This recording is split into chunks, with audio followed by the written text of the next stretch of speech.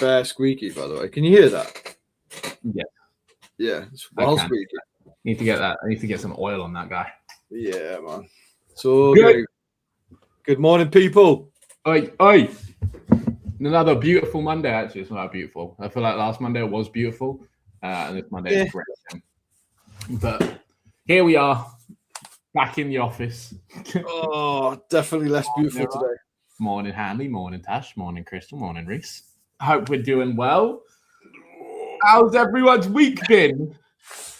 Have we had a great time? I'm hoping everyone's had a fantastic week. It's been a mad week. I've been all over the place, but this weekend was decent, man. It was a solid weekend. Oh, really? Yeah. You did, even in spite of you being very, very busy by the looks of things. Yeah. Well, I'm not going to lie to you. Friday and Saturday sucked in terms of sales, but Vinted on eBay specifically, but Vinted carried it a little bit, and then yesterday was decent for sales. Managed to get a car boot in yesterday morning. I'm going to tell you a quick story about yesterday's car boot, because this was jokes, right? So there's a guy called Darren, and he does like house clearance and stuff, right? And I haven't seen him for a while. Bearing in mind, I've been to a lot of car boots, right?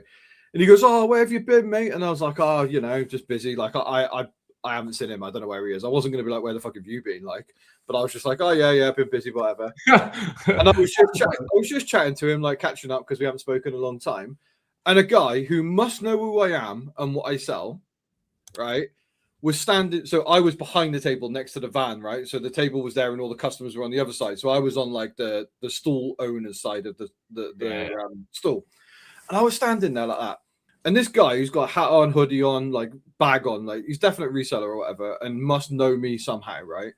But he just looks at me, pushes a PlayStation 2 Silver Slim slightly into my arm and goes, right, gives it me, and I'm like, "Oh yeah, cheers, mate, thank you." And I'm like, "Cool." So I just carry on talking to this guy again, and next thing I know, my arm gets tapped again. So I look to him, and he's just passing me a Nintendo N64. Didn't say a word, by the way. Just looked at me, went, and that was it. Did you pay? Oh yeah, he was handing it to me, and then I paid the guy that I was talking to. But he was rummaging on the stool. He was rummaging on the stall, and then because he must know who I was, he was just giving me stuff, and then I was like, "Cool," and then he just carried on and then walked off. So it wasn't his stall. He wasn't like an assistant of the guy. It was just a random guy that showed up to the stall, gave you the stuff. Yep. And then you paid the guy and left. No, so he didn't pay or anything. Yeah, no, you paid the guy. He gave me the stuff and was like, and I was like, "Oh, thank you, mate," and then just kept taking the stuff off him, and then he just went across the stall and then just fucked off. And by the way, I paid £5 each for those as well, because my guy's a genius. But yeah, it was so funny, because I was like, I don't know who this guy is. I don't think I've seen him before. It was just so funny. Shout out to the anonymous hooded man that gives just handing me or whatever, and giving the way and helping Chris out of the car boot, saving him some time. What a legend! I actually love that, because that's like if, for example, I always wonder about like people, celebrities and stuff that like get said hi to all the time, and obviously car boots are such a specific thing. So if you're a car boot or reseller, like you're likely to find someone that might know you at the car boot type thing. But like, I feel like that's such a memorable interaction, even though he said nothing. He said diddly squat, mate. Not even one word. Like, obviously you can have hi and nice chat, but you will remember the guy that like came up to you, hooded, didn't say grunted, gave you some stuff, and then walked away forever. And just left. But yesterday's car boot was super fun. I proper embraced my new electronics love and stuff. I picked up 2 Dyson Hoovers. One was a V11 Aero something. One was a V8 Animal something. I paid 60 quid for those 2 Hoovers. They're both, one's about 80 to 90 and one's about 130 to 140. And then I picked up a vintage Kenwood stand mixer that we talked about in the group the other day. It's a bit beat up, but I was like, "Oh, I'm not gonna get it because it was battered." And I was like, "Oh, how much is this, mate?" And he was like, £1. I was like, "Okay," because it's got the bowls and the kneading like dough, like spinner and stuff. I was like, "I'll take it for £1." And then next to that was a Panasonic bread maker, and I was like, "Oh, how much is a bread maker?" He was like, "Everything on that side of the table is £1." Bargains. And I was like, "Okay," so I paid £2 for those. The Kenwood should be about 30 to 40 because the condition's a bit ropey, and the bread maker's about 50 to 60. So shout out to everything cool, because literally, like, we had a really cool the other week, literally about kitchen like hardware, and you were talking about bread mixers and stand mixers and blenders and juices and all sorts of all stuff. electrical kitchenware we were chatting about. So yeah, it's really quite interesting when you so this is a car boot that I never used to do really well with last year. In fact, I actively avoided going to it a lot of the time, even when it's the only hard standing one in my area. But everybody knows everybody. So like when you see people, there'll be guys hanging at the back of a van waiting for the stuff that they know they want, and the person who's selling it knows they want it. So like they're just handing stuff. But I've somehow this season, and it's only been like 4 weeks, I've somehow managed to become that guy. So nice. I've got one person that only.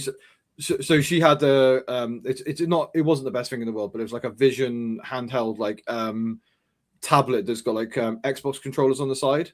So it's like a mobile like Xbox essentially. And she pulled it out of the van, and 4 people were like, "Oh, how much is that? How much is that?" And she went in and took it in the front, and she goes, "Oh, I'm not selling it, sorry." And the guys were like, "Oh, why would you bring it to the car boot then?" And when they all left, she goes, "Oh, Chris, you want to have a look at this?" And just so she only sells gaming stuff to me as well. It's so interesting, those relationships, because like realistically, like they have no real reason to do that. And this is what I find really interesting with some of the relationships is, obviously, if you're someone who gives them more money or like is consistent and buys all their stuff all the time and blah blah, then you do them a good service. But for example, like one-off stuff here and there, where there's like 4 guys waiting to take it, and she's like, "No, I'm going to hold it for you, even though you probably will give me maybe not even as much money as some of these guys would have asked for. But because of this is how we work. This is our relationship with you. I have some loyalty here.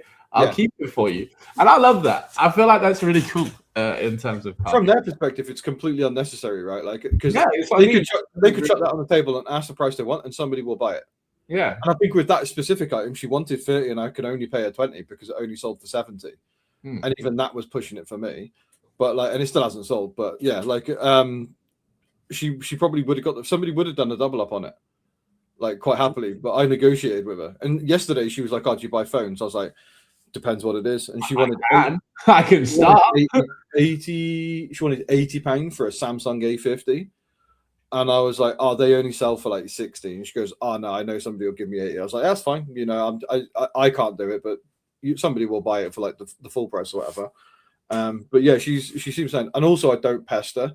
Like I'll just go, "Oh yeah, if you get any of the audio stuff or the VHS players, whatever, just can you stack them at the back and I'll have a look after."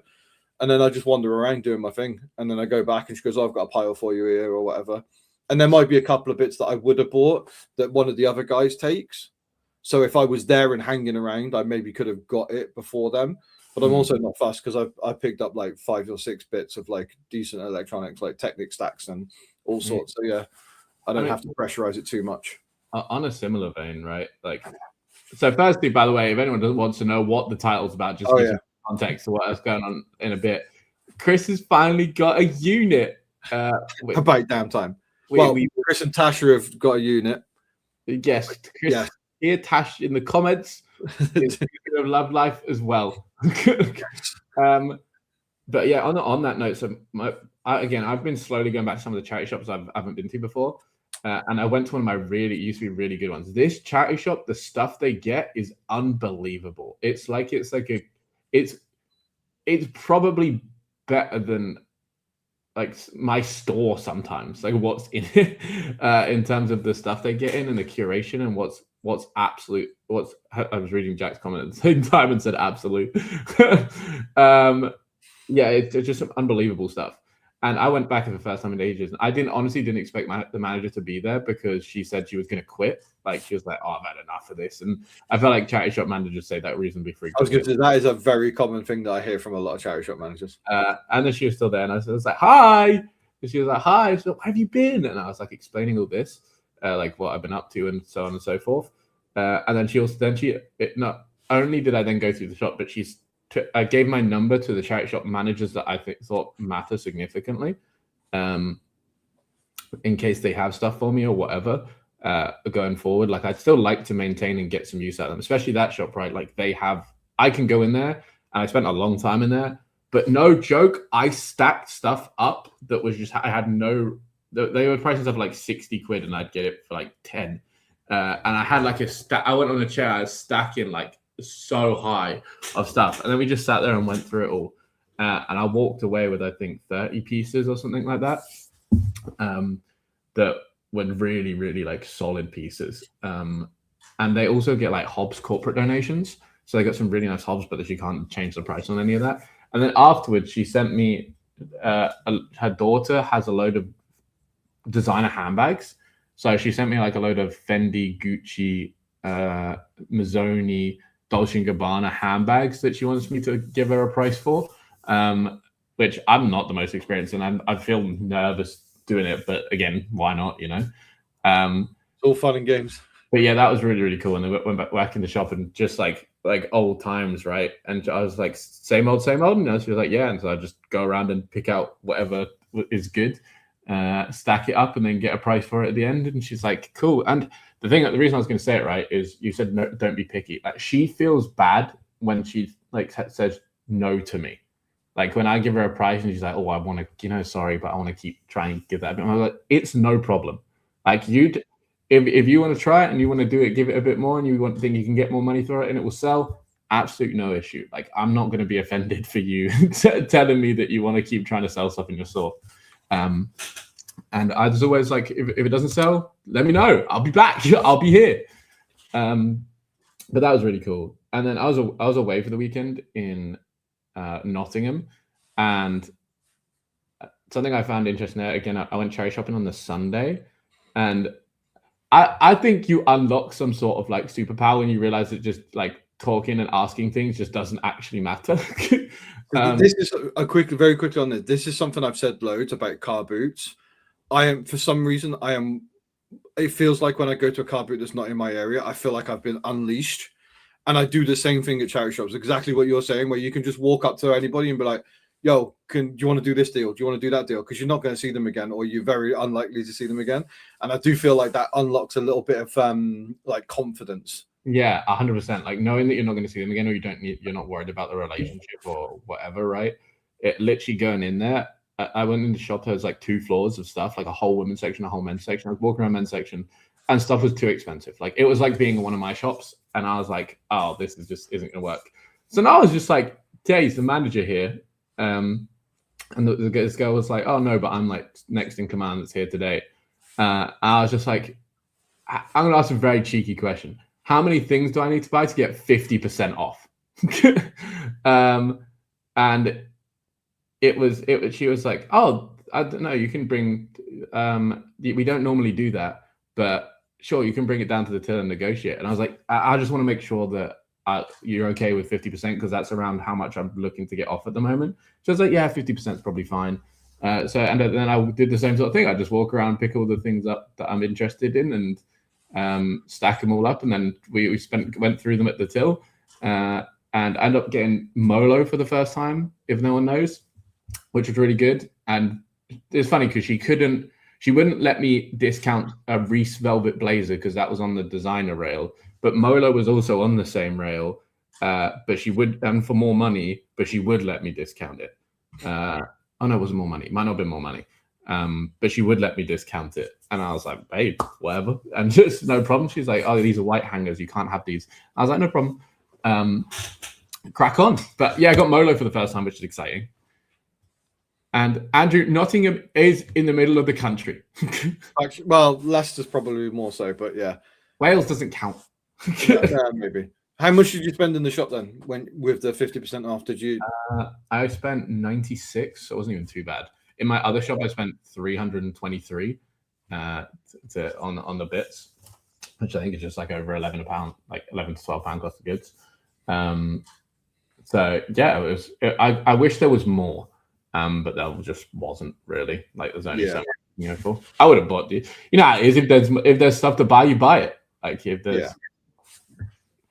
Yeah, and that was my little adventure this week in terms of. But I'm glad you're getting back into the car boot swing of things. Oh mate, so good. I actually went to one of my charity shops that I've got. Basically, I chat with the lady quite a lot, and she lets me go into the back and have a little mooch around. And I only bought like 2 bits from her in the end, but it's really fascinating, like, because the more you ask, the more likely you are to get the opportunity, right? And that's like genuinely like it's the most obvious thing in the world, yet a lot of us are so scared to go and do it. So I went to an quote unquote indoor car boot, which is like one of those like halls where they have like a jumble trail sale like inside a community hall or whatever. And I was in there and I was chatting to the lady there. So they had a Liverpool football shirt and a Jules tweed jacket. And I was like, oh, how much? She was like, oh, the football shirt's 5, but the jacket's only 3. And I was like, okay, cool. So I paid like 7 quid or whatever. And I was like, if you give, because I forgot my IKEA bags, I was like, if you give me one of those bags, I'll give you an extra 2 quid. She was like, all right, cool. So she gives me one of the bags or whatever, right? Chucked to the teller, I was like, keep the change. I'll take one of these, right? And then I went back around and I was looking at some bits and pieces. And she goes, oh, do you sell on? And I'm always a little skeptical about talking about it. And I was like, oh, yeah, I do. She goes, and I was like, oh, like, what do you do? And she goes, oh, I'm the assistant manager at the charity shop. And I was like, oh, which one? And she was like, one in Oswestry, right? Bearing in mind, I'm in Shrewsbury and Oswestry's about a 25 to 30-minute drive. But full circle, my new unit is in Oswestry. So I was chatting to her and I was like, oh, yeah, I've just got a unit up there, blah, blah, blah. It's like I buy and sell all this sort of stuff. And then I saw her in the back that she had some like G-Tech, which is like a Hoover brand. She had like some bits and pieces in a bag, and I was like, oh, how much for the batteries? She was like 50p. I was like, I'll give you 2 quid and I'll take the whole bag. There was like crap in the bottom of it. And I was like, fuck it, we'll have a look, see what's in there. But she was telling me that she was like, oh yeah, the ragman's only paying like £1 a bag. And I was like, I'll come in and pay £1 a piece on everything if there's anything good. But the really interesting bit was that they can't sell anything that has the wash care label removed. So if there's like if there was a purple label Ralph Lauren blazer and the wash tag had been cut out or whatever for whatever reason, they can't sell it. So there's an untapped potential there where you could obviously, like, if they can't sell it, you know, and also they transfer. So I'll be looking at doing like similar to what you were doing initially, which is like taking anything from the transfer and giving them an offer or whatever if there's anything I can do. Now this shop in general can be half decent, but it can be overpriced. So like they've always had like Paramo and stuff like that, but they're always like priced up and stuff like that. So yeah, pardon. I mean, that's good then. I know that they have some good bits in there. They have a lot of good like sunglasses, electricals they do in there. So I'm gonna. She's only the assistant manager, so I'm gonna go in when she's there and see if I can catch her. And I'll go and say hello and stuff, and I'll see whether there's anything that we can work there. But obviously, because I'm going to be 5 minutes up the road from now on, pretty much most days, it's going to be a great opportunity to maybe even go in once a week, once every 2 weeks or whatever. Oh, yeah, I do think it's really interesting, just like how if you just ask some people, they're so willing a lot of the time. I'm telling you, any resellers listening, which I presume is basically everyone that's a reseller, like I genuinely just asking. I feel like a lot of people are scared of negative consequences in some way, or that I'm yet to, except for people being like, no, sorry, you know, we don't, it's not really something we do, or like, you know, get the charity shop does this or blah blah blah. Like I've never had any negative experience, except if actually the only negative experience is managers that I was already awkward with before. Like there's some managers that are just like you can't, like, are a bit like hard to get on with for whatever reason. I genuinely believe you can rock up anywhere and just ask, and asking just gives you the opportunity to get stuff you'd never get before.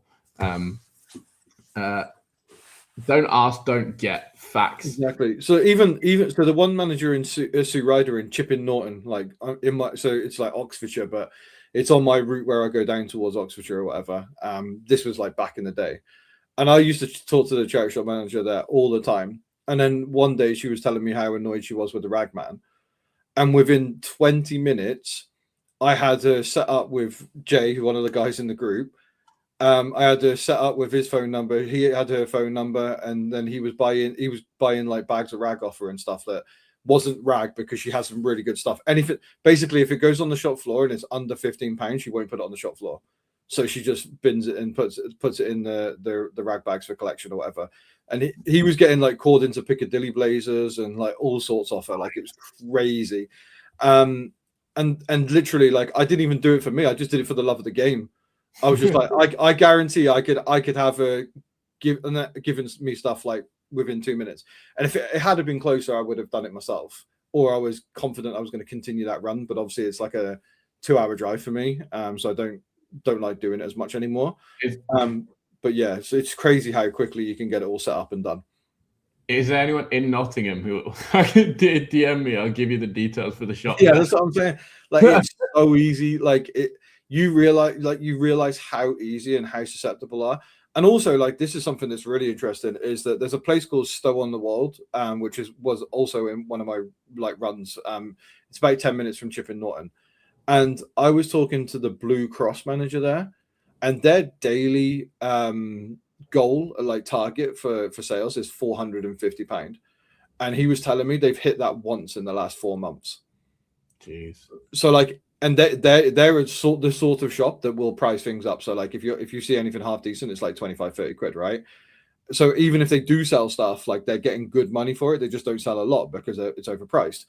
And I'm telling you now, you walk into a shop like that have got a daily target of 450 and they're not hitting it, you better believe that if I wanted to, I could have had some help. Yeah, they would have been all over a bit of help, especially if you're there consistently buying, right? You're such a help to them. You feel like you're being cheeky, but realistically, you're doing them a massive service a lot of the time. Yeah, I mean, asking like to buy one thing cheaper is like is normal. You want to be obviously you want to give them, you want to be useful to them. So right, like obviously if you just go up and like ask for one thing for a discount, they're like, why would I do that for you? But I'm if you want to buy a load of things and this shop is just overpriced, but you see a load of stuff you like I always think, like, I even sometimes count up how many things I would like to buy. I was like, oh, there's about 15 things I'd love to buy here. What's the chance we can work something out? Blah blah blah. My favorite thing I ever did was counted. I went into a charity shop and I counted 364 items that I looked at and I bought one. Because did you want 364 items, or did you just no? Like, I just counted how many items I had to look at before and how many I would buy. And I counted in one shop 364 items and I bought one. So like that's the ratio in which I was in that shop, and I was like, it's crazy to think how many items I've looked at and haven't bought. Like, because obviously I was doing charity shops 6 days a week, like 9 to 5 every day for like nearly 2 years. Like, how many items have I looked at and not purchased? It's crazy. I wonder how many items you scan on Vinted a day and don't buy. Like that you like look at. It'll be thousands. Like it's genuinely a lot. Like it's mental. So the percentage of success in terms of actually buying stuff is so limited. And also Jay is correct. They do put neck shirts up for £8.50 in that shop, which is why they don't hit their target. There you go. Exactly the reason why. All right, sir. So this came out of nowhere, by the way, because anyone doesn't know, Chris has been looking for a unit for like probably a couple of months now, I assume. About 3 months roughly, yeah. Yeah, and obviously you started looking local or like closer, and then you're like, okay, this isn't going to work. And then you started looking outside of that. And you went and visited someplace the other day, and then the guy never got back to you, and then you eventually called him or something, and then he was like, yeah, can't do that. Or it's not going to be worth it. And then he just went, then I heard nothing. I was like, okay, he's not got anything else in the works right now.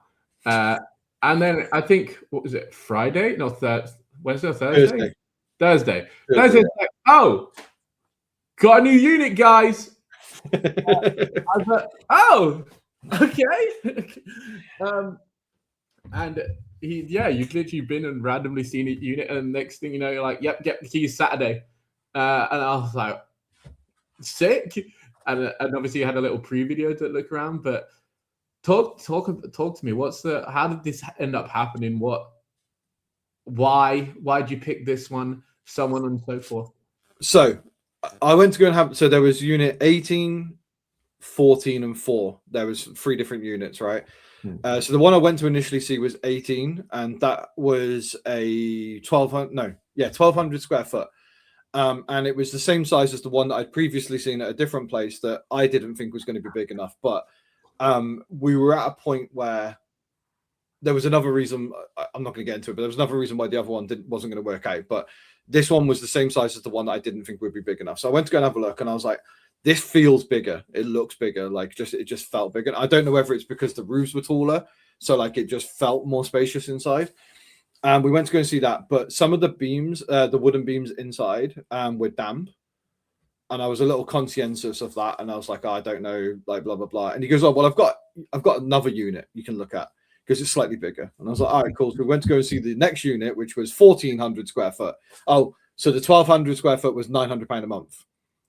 And then we went to go see the 1,400, which was £1,200 a month. And he was like, oh yeah, this one, but there was like oil all over the floor, and I knew I was going to have to paint it. So I was like, I don't know, because the last guy had obviously had a van in there or a car in there, and it had leaked some oil, and I didn't really want to deal with that. But it was decent, and I was like, oh, do you know what? And he was like, I'll tell you what, we can do this for £1,000 a month. And I was like, pretty solid deal, right? And he goes, well, a shipping containers are. Like shipping containers at the moment about £600 a month already. And what? Yeah, but what's the square footage on a shipping container? So it's I think it's like 146 square foot. So you're getting like 10 times the size for like £1,000, which is crazy. Yeah, basically. And then he goes, oh well, we have got the unit opposite over there. He goes, but that one's way bigger. He was like, do you want to have a look? And I was like, why not? We might as well go and have a look. So we went to go and have a look, and this one is 2,000 square feet, which compared to what I currently have, is pretty vast. But we went in there, and believe it or not, this was probably like the worst one in terms of like visually pleasing, because it was massive and it was bigger and all of that sort of stuff. But if you don't know how they build these, they build the concrete base first and then build the building around it. But they've not done anything. So once they finished building the building around it, they chucked some farm equipment in it and left it. So what was in the other ones? Nothing. Completely empty. Yeah, but what? So if you're saying that's what they done in that one, what did they do in the other ones that was different? Oh, because those ones have been preoccupied. Like those ones have had people in the past. So they were clean, and like the floor was clean, like it was ready to basically you just brush it and then you could have painted it or whatever, and you could have like walked in. But this one, nobody had stepped foot in it, like from like a user perspective. Like it was built, and then they chucked some stuff in there and then they left it. But so this one was caped in like dust and like straw and sand, and then he had like some pallets with some farm stuff in there, some office equipment and all that shit. So just visually, this looked the worst because it was essentially just like, like when you, like when they do like the equestrian stuff, and they have like a little cage, and then it's just on dirt or whatever. Yeah. You like, and they have like the bull rings or whatever inside a building. That's essentially what it felt like, and it looked like on the floor. It was horrific, but it was so big, and I was just like, oh, this is. There's so much room for activities. It's actually crazy. And then he was like, this one's £1,400 a month. He goes, but I can only really get you to 1,300 on this one. And I was like, so me and Tasha had pre-discussed where I was like, if we get the 1,200 square foot at 900, then we could. So basically he said that because there's no lease and stuff like that, you can chop and change. So if you outgrow it, we might have a bigger one available, and you can just move into the bigger one. And you can do that like whenever you feel like it. So one day you could be like, this one's too small. Next week you could be in the big one. So we were like, there's that option, but also you could just have 1,000 and then another 600 square foot one, like get a smaller one, and then you add those together. But we basically looked at the math and stuff, and we were like, if we get the 2,000 square foot, it would be cheaper to get that than it would be to get the 1,400 and then get a smaller unit if we needed it. Yeah. So at this point, I was like, do you know what? For an extra £300 a month, like, why don't we just get the biggest possible one here, and let's just go to town. And anyway, so I was like, all right, cool. We're talking to that guy, and I was like, do you know what? I'm going to take that one. We shook our hands on it. We dealt with it. Deal done. I was like, right. There's a lot of crap in here. When can you get it moved by? He was like, I'll have it all out by Saturday. You can do whatever you want after Saturday. So for that part of the story, basically, I messaged him on the Friday, and I was like, "Look, I'm just trying to organize my weekend. I want to try and get stuff moved. I've got to do a little bit of a cleanup and whatnot. When are you going to have it out by?" And he was like, "Oh, it's already done, mate. You can just go in whenever you want." Bearing in mind, this was Friday at like 11 o'clock in the morning, so he'd already been in and got rid of it all. Anyway, when we were there, I saw a guy who had like arc like style racking and loads of brand new Nike boxes. And I was like, there's definitely a guy over there that does like reselling or whatever. And Tasha was like, we'll go and have a chat and see what you're saying. Like, and also because the owner had gone, it'd be a good chance to go and speak to somebody who is renting out one of the units. The inside gossip is on what the landlords are like. Yeah. And basically, it turns out the guy who owns that unit is a guy called Kai Kicks, who does Whatnot. He's pretty big on Whatnot from what I can see. But he basically has I think it's like a 1,200 square foot, but he's kind of cornered off like a third of his and built his own like framework and done an entire office essentially. Which then give me the idea, which has also got a staircase beside it that you can walk up and go on top. And then that got my brain thinking. I was like, I can have like a big space here that's all enclosed, so it's nice and warm. And then we can also go up, so we'll get more space. And it was really nice just to see. Yeah. Okay. Well, firstly, by the way, anyone wondering what this looks like? I mean, did you post it on your story? Didn't you? In the end? Yeah. It's on my Instagram. If you've seen it. Basically, a massive barn. is huge. It's like literally. It actually looks better from the outside than I thought it did. By the way, I thought when you showed me the inside and it had farm equipment, I almost thought it was like a proper like old school barn that had like the roof on it and like some holes around the top. But it's like it's like a modernized unit type barn, which is better than I thought originally. And it's got the big roller shutters and a single door. Good. Now. I was talking to Chris whilst I was driving to Nottingham the other day, and I was having gripes with him about the situation that might unfold in that unit, right? Because if anyone's been here for previous weeks, we talked about how Chris wants to get into electronics and or is already in electronics, but then wants to get into electronics even more. And obviously that might involve bulk buying stuff and like having a load of stuff delivered, and then like having sorting facilities and being places to test stuff and to package things and blah blah blah. And I was like, what you can do about winter, because this is just a corrugated metal box. There's no insulation, there's no warmth. It will be absolutely fucking freezing in the winter.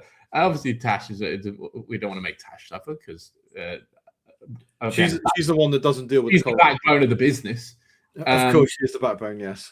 And yeah, so obviously you talked about making one office. I was asking you, I was like, what about like, where are you going to put the sorting / testing / area? Are you going to have that? Are you going to make another office space for that? Because having that out in the cold, especially when you're trying to do electronics or you're trying to like you do little fiddly bits or test anything or stuff like that. And it's a summary in short of his response was, nah, I'm hard. I don't need it in the warmth for winter. I'm not going to be a massive pussy. I'll be fine. I would like a public vote on, do we think Chris will be hard enough for the winter to sort and have everything outside? Well, yes. Basically outside, to be honest with you, without having like a warm place to test electronics or anything like that. By the way, the answer is yes. Like I am like, from my background, like I did 2 years working outside all day, every day when I was doing valeting. I go to car boots when it's frosty in my Crocs with no socks and shorts. Like I'm a natural habitat when it comes to being outside. The difference is in all of these things, I was moving. So like when I was doing valeting, I was getting wet and cold, and stuff like that. And then with the car boots, like obviously you're walking around and stuff like that. But generally speaking, like I'm perfectly okay with the cold.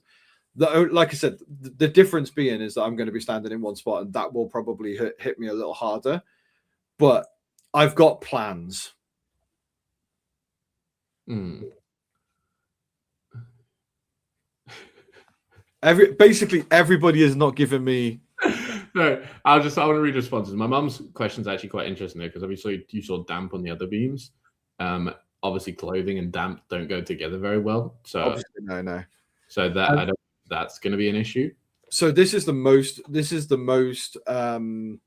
secure of all of the units. It's the freshest build, and also they do have anti-con roofs, so that they don't like the condensation doesn't get on the roof.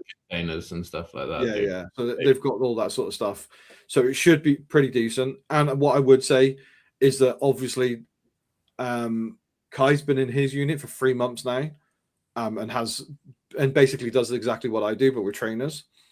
And he said it was absolutely fine from his side. So I can't imagine it'll be much different for us. Has he not built a nice cushy office? Did you not say? Yeah, for him to be in, not for the clothes. I mean, yeah, but he's got shoes, which I don't think is as bad, especially if they're boxed. Did you say they're boxed? So I think I don't know. The damp might be interesting. Game plan: invest in 30 dehumidifiers, a gigantic space heater, and a cat to live in the barn to keep the mice away. It's not the air temp so much, more than the fact that you're handling stuff that's bastard cold. Bag up your clothes and stick those little salty bags in each SKU box. Oh, what, the little saline? No, they're not salt bags or whatever. Yeah, I know what you mean. What are they? The little pouches that come in stuff that absorb moisture. Yeah, Kai also does sell a lot of clothes in new clothes and stuff. But yeah, so I'm expecting it to be okay. Look, like everything I do in my life, I will fuck around and find out.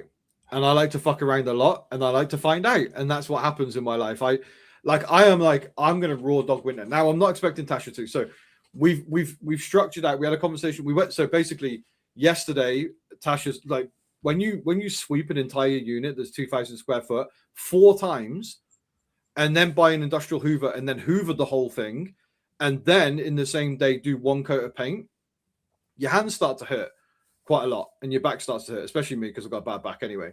And yesterday, Tasha was like, I don't know if I can do it. So I was going to go on my own, and then I messaged my brother, and he came with me in the end anyway. But so we got 2 coats done, and then we went last night to go and have a look at it and see whether we needed to do a 3rd coat last night or not. We decided against it, and we think it'll be fine. But we were discussing it last night. So the plan initially is, we're coming into nicer weather, so it should be okay for a little bit. But the plan is build the office, have a door going in, and then a door coming out the other side. So it's going to be in the corner, door in one side, door out the other. And then eventually we're going to continue the same size all the way along the one side of the unit. And that's going to have my photography station, my testing station, and that will all be enclosed as well. And then a door at the other end where you can take the items out and put them in the storage section of the unit. So we are thinking about doing that, and then we'll be able to go up if we need to. So, but from speaking to the other guys in the other unit, it cost them $3,500, and they built the thing themselves. So that's just materials. So if I was to equate that to what we would do, then it would be about $3,500 for the office, and then it's probably going to be another $3,500 to $4,000 for the other side as well. And obviously, I don't want to drop that much money right now because I'm already doubling my rent as of like now.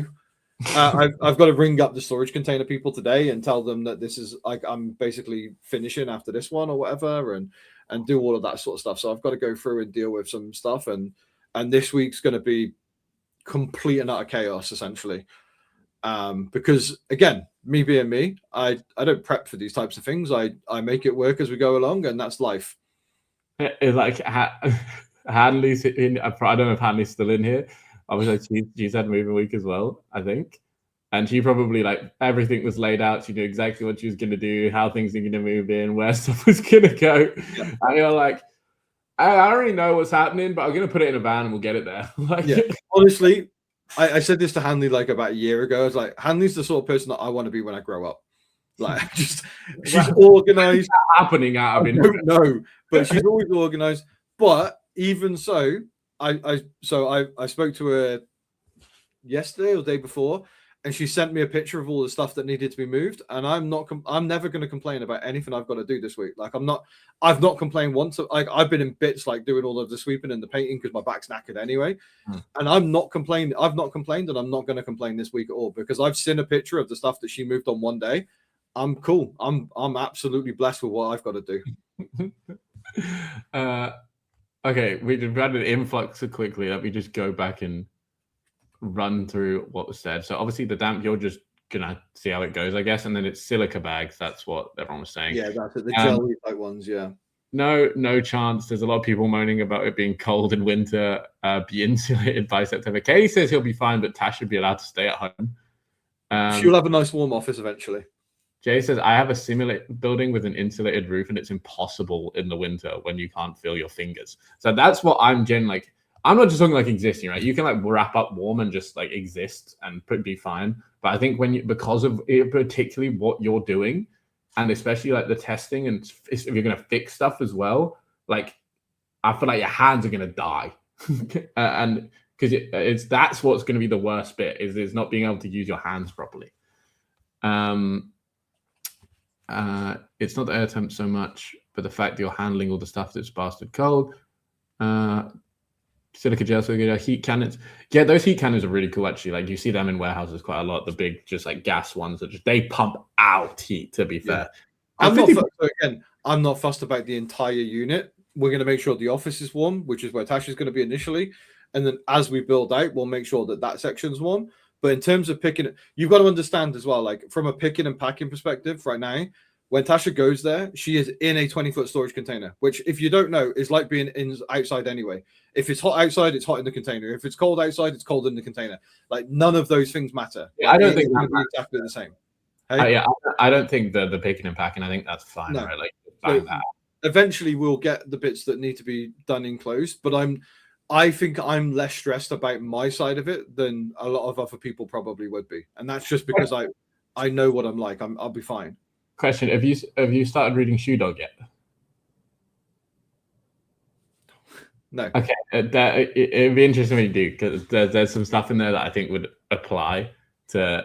It basically talks about like the number one reasons business fails, and that would be not having a cash balance.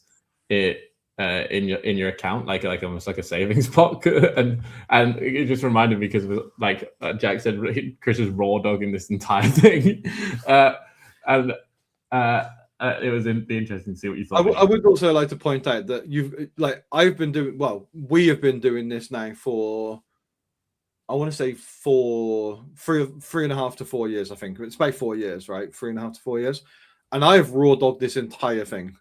Like it's not like I had any previous experience in running a business. It's not like I had it before we started. It's not like I had any previous experience in eBay, Vinted, or any of this. I have zero previous experience, and guess what? I have worked it out till now, and I will continue to work it out. I believe in myself enough to know that I will work out what needs to be done and what doesn't need to be done.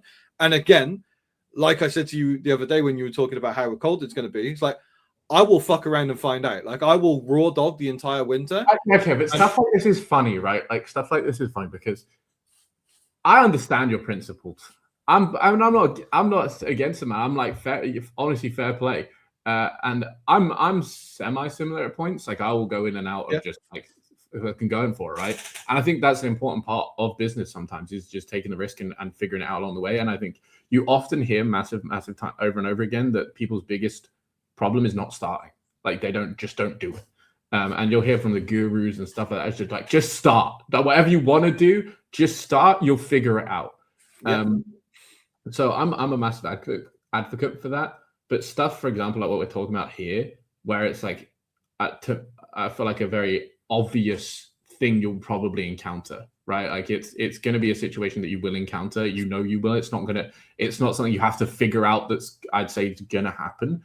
It's like, oh, this is going to happen at this point in time, and I can do something to make that easier for myself.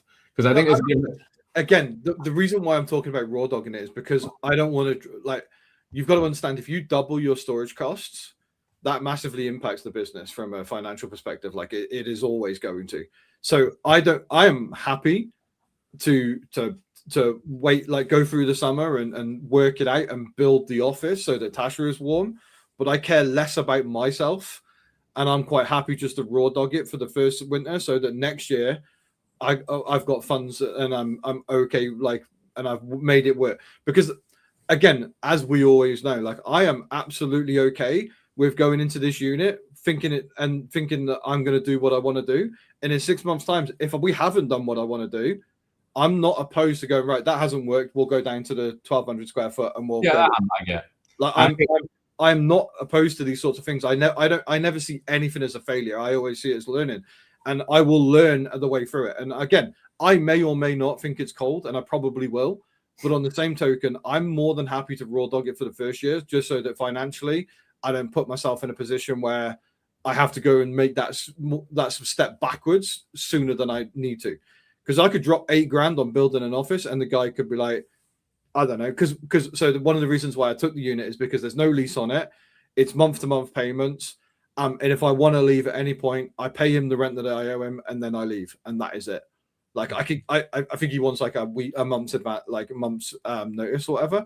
But ultimately, I can leave on a dime, which is fantastic. I think that's pretty, it's really, really positive, right? So, especially the way you like doing things, I think that's yeah. And again, I don't want to drop $8,000 on building offices and buildings and all that shit inside for me to realize that it's not going to work or change my mind or like do any of that. Like there's no point. So I'm more than happy just to build the office, do that, and then we'll go as the crow flies from there.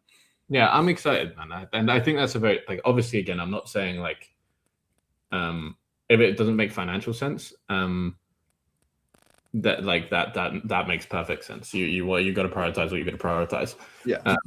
So I think that's fine. It's just obviously it's just an interesting thing. It's a bit debilitating in some way, shape, or form when you get. Again, I don't think. Also, like this sounds like a proper response that I would give, actually, but it is what it is. Exactly how I feel, which is if it's cold, then I'll do some more work.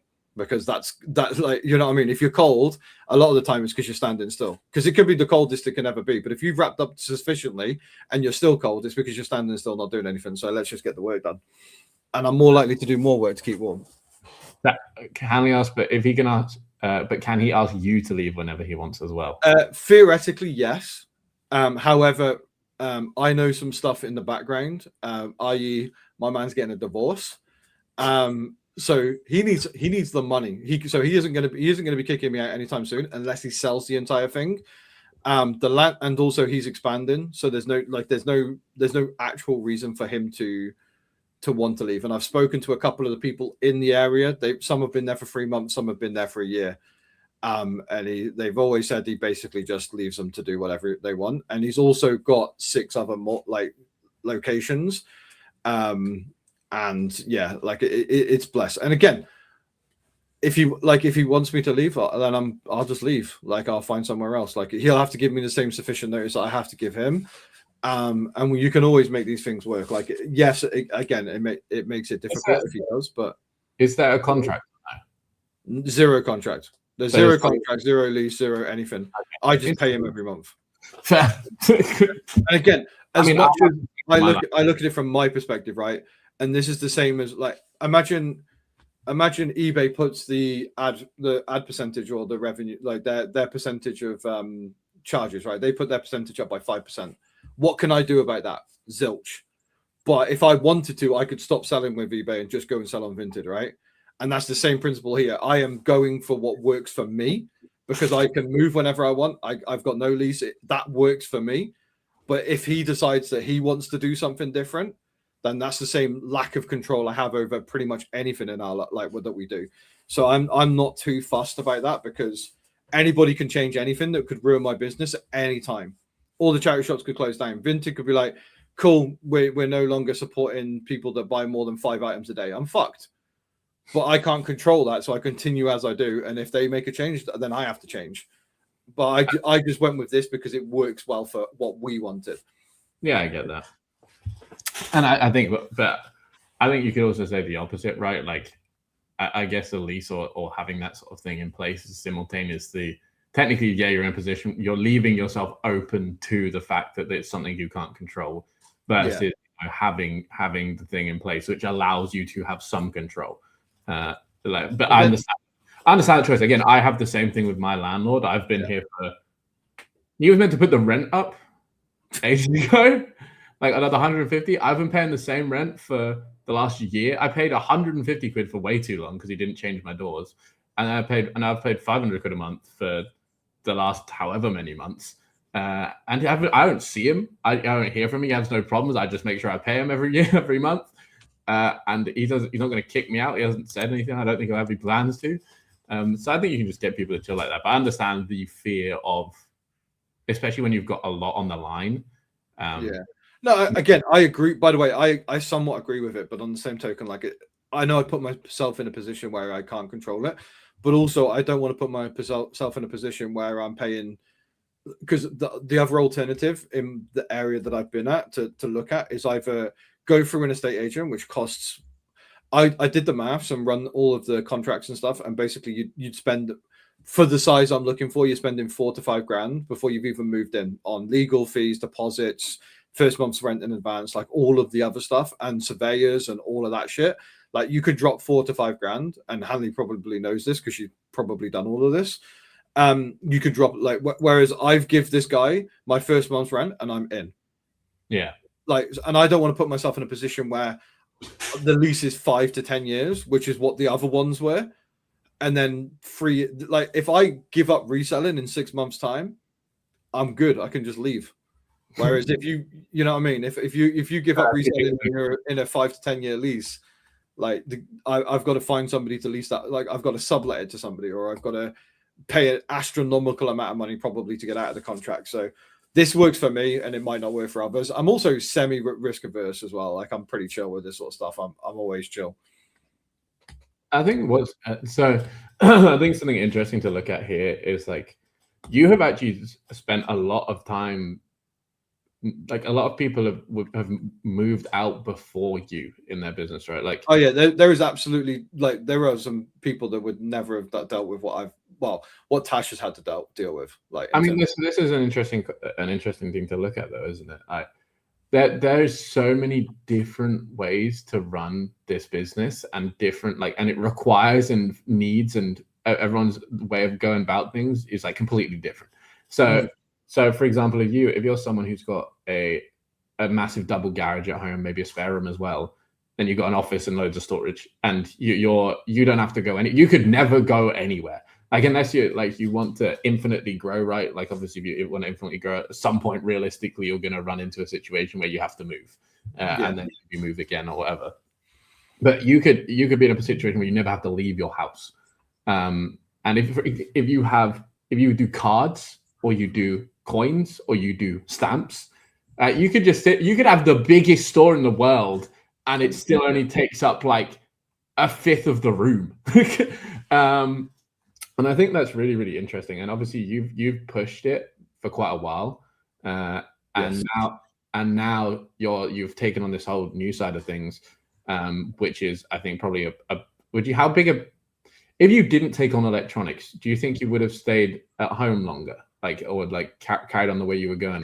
If we weren't doing electronics, it would have been blessed, because we had unit 1 that holds around 1,900 to 2,000 items of clothing, right, which is the 20-foot container. We then got unit 2, which was because we were constantly having to consolidate, like once a week, like consolidate. So we were like, do you know what, we'll get another unit. And they rang up and were like, oh, we've got one available. I was like, cool. So I took that one, and then we set that up specifically for clothing, and then had like a little packing area so that we could do it all at the unit, which we weren't doing prior. And that one, I'm telling you now, if I was still doing clothing, I would have been good with 2 units, like 2 storage containers. But what's happened now is I'm slightly running a leaner clothing store. So now that those numbers are slightly leaner, and then I've added unit 2 to have the electronics. But also inside of unit 2 now is all the things that coincide with electronics, which is all the rolls of bubble wrap you have to have, all of the boxes that you have to have, like all of these sorts of things, and the trainers, and then a packing bench. So like then that, and then I've got storage container number 3 because I ran out of places to put the unlisted stuff, and I was getting loads and loads of electronics. So now I've got storage container 3, which has electronics in it. But then I have my front room, which I haven't seen the floor of for around 2 months. It's just you can barely walk into the front room. And then there's the 12x8 shed, which is where it all started. That is full of stuff as well. So yeah, like I have squeezed every inch. And then obviously this is the spare room where my daughter moved out maybe like a year or so ago. And this has got back-to-back computers. So this room is ultimately taken up by like work as well. So yeah, we're basically in one spare bedroom, a 12x8 shed in the back garden. Two Ketor units that are also in the back garden. And then 3 storage containers and a front room. So yeah, and again, when we move all of this into that 2,000 square foot space, it is going to look pea-sized compare. Like it's not even going to, I wouldn't even be able to take a quarter up of it, like genuinely. But my plans and what I want to do are going to mean that I'm going to need the space to facilitate. But again, there are people that do it in their garages, bedrooms, spare rooms. Like you've got people like Simon, right? They build their space in their back garden. My fear with that, and Simon obviously knows that I think he said about 3,000 pieces or whatever he can keep in there.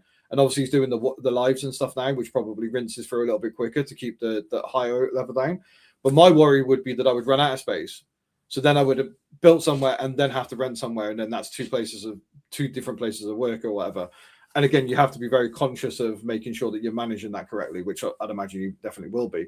But at the moment, I've got 2 storage containers that are 6 containers apart. And then I have to drive 5 minutes to a different site, which is where my other container is. And then I've got my front room, my dining room, and my shed. So you can run it all from home. But I think it all depends on where you want to go with it and also what you sell. Like if you're selling just electronics, that's a long day for anybody. I genuinely don't think you could run any electronics business at least, unless it's like phones, right? Like phones wouldn't take up much space. But like any like tech stack or stuff like that, anything like that at scale, you could probably, unless you've got a really big house, like with a lot of space in the garage and like multiple garages or whatever, right? It would be so hard to run that from home without getting extra space because it would just be absolute chaos, which is currently what it is.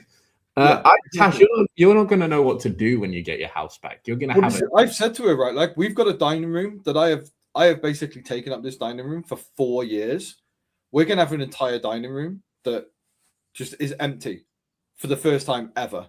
Like, what do we do with a dining room? But like, because we're not going to be at home to eat at a dining room. Like, we're not going to be able to. We're not going to be home anyway a lot of the time. So like, what I was actually going to do, which she doesn't know about yet, was I at some point I wanted to. Yeah, Tasha, just la la la la la la. I want to get a full-on like seated racing rig. And I want to do that. I want to be one of those guys. I love the idea of it. It'd be so sick. She might say no. She probably will say no. But I want a racing rig for my dining room, man. Oh, spending 4 years supporting your mess just so she can get a racing rig put in there is the worst thing I could possibly imagine. So, but yeah, I genuinely don't know what we're gonna do, but I do think it'll just be nice to separate it. So like we have some plans to try and do like what we really want to try and do is do Monday to Friday, work really hard, get everything done that we need to do, and then Saturday and Sunday potentially not have to go to the unit. Like that would be fundamentally important. But obviously I do car boots Wednesday, Thursday, Saturday, Sunday. So if I have a really big day on the Saturday, I'd have to go to the unit anyway to drop off the stuff. But ideally, we wouldn't want to spend all day there and stuff like that. So yeah, we want to try and do some bits and pieces where we can try and give ourselves a bit of time back. And I do genuinely think, and I've spoke about this in the group, but one of the things that slows me down the most is the space, because I haven't got room to move and it's a little bit awkward. So when I'm training around and I'm doing things, it takes a little bit longer. Testing stuff is a whole ordeal. So my plan then is that I can speed up the whole process, and that's I think when you're working from home, and a lot of people may be doing that now, is that you'll realize when you need the space when it's taking you too long to do like a lot of like basic menial tasks, which like to test an Xbox should take less than 30 seconds.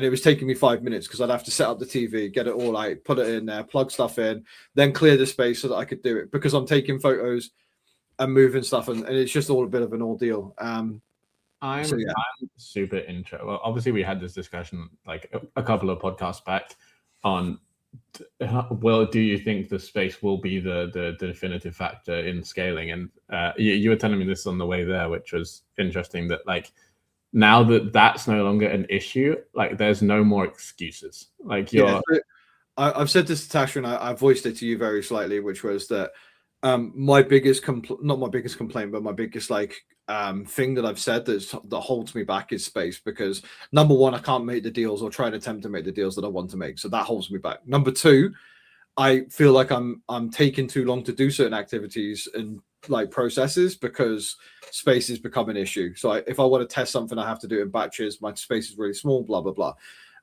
But once I'm set up, so give me like 4 weeks and I'm fully set up to how I want it, then there is no excuse.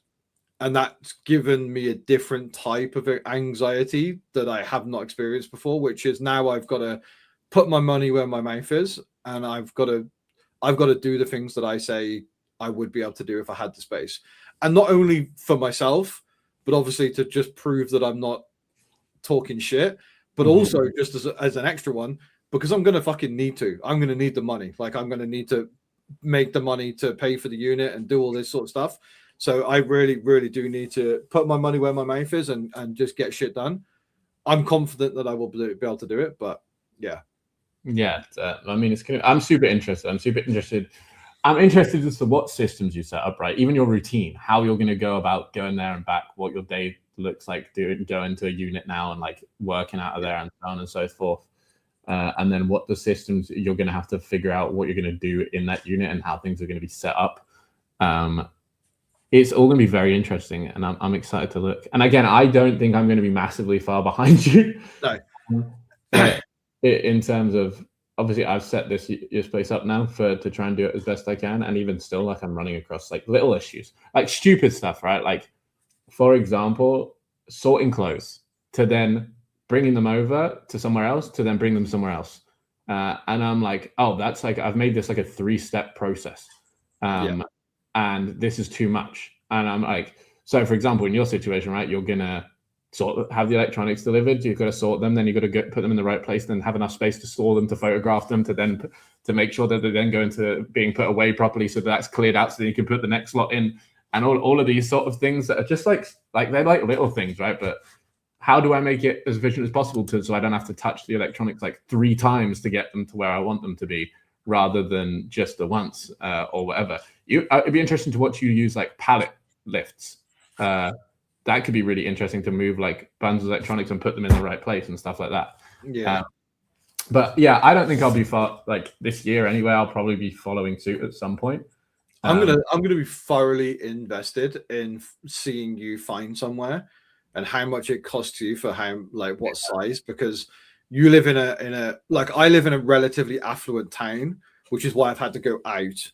Like, if you look at surrounding areas, it's not like Telford's one of my surrounding areas. It's like, it's not the best town in the world, but Shrewsbury is like old money. It's an old historic town. There's a lot of like 80-year-old white people with money, right? Like, that's just kind of the vibe. So I've had to go out of town to get. So for the same cost or a little bit more in Shrewsbury, it would be 1,000 square foot maximum for what I would like for the same money now. So that's why it's a little bit different. So I'm really intrigued because you're in a slightly more affluent area. I would be really intrigued to see how expensive it is for what space. Yeah, I'm going to run the same issue that you did as well. It's not wanting to go far, because again, this is 3 minutes down the road and it's so convenient. And like, I can like today's podcast, right? If I had to be here, if I had to think about getting here with like a 30-minute drive, I'm like, oh, that's so much more. It adds so much stress to the morning to get stuff done. So yeah. Well, we will see. But congratulations. Obviously, we'll track you. Thank you. Along. I'm glad you found somewhere. And we'll all be watching very hard and wait for winter to come back around next year and see if you freeze your balls off. I'll be fine. I'll be fine. Thank you very much, everybody. We will see you next week. Bye bye. Have fun.